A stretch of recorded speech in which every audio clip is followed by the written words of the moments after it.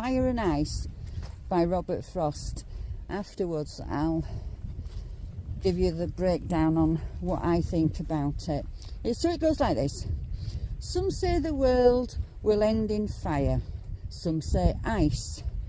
From what I've tasted of desire, I hold with those who favour fire. But if it had to perish twice, I think I know enough to hate, to know that for the destruction ice is also great and would suffice. So that's it. Very, very short poem, but I've analysed it,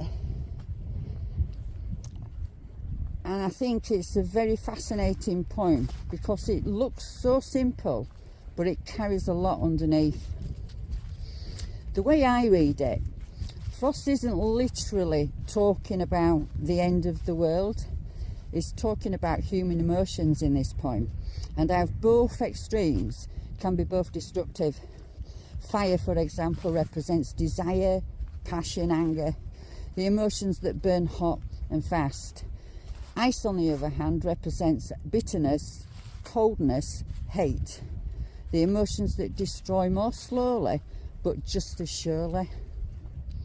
So what makes this poem even more interesting is that Frost wasn't writing from nowhere, because I've done a little bit of research on Frost. He did go through a lot of personal loss in his own life. Grief, depression, trauma touched him in many different ways. And you can feel some of that in his writing.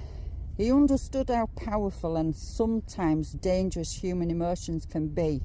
So for me, this poem isn't about Frost saying that the world doesn't need a dramatic disaster to fall apart.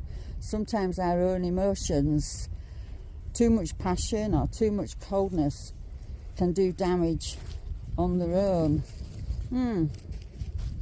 So let's explore that a little bit more. So for instance, Frost himself said that he got the idea partly from the Book of Revelation and partly from Dante's Inferno. But his real interest was in the human beings destroying themselves emotionally long before the world would ever physically end. So what we have here is fire, meaning desire, passion, lust, greed, strong emotions that burn fast and burn hot.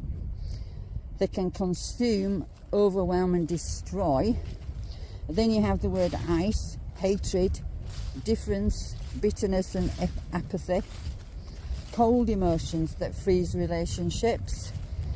They destroy more slowly, but just as completely. So he's basically saying human beings don't need natural disasters to ruin the world. We do it with our own emotions. Both extremes are dangerous and both are destructive. Both can end the world, whether that means with society, relationships or personal well-being. So I hope you like my interpretation on that, and if anyone's got another poem they'd like me to analyse, please drop me a line and send it to me and I'll have a look. Thank you for watching. Bye.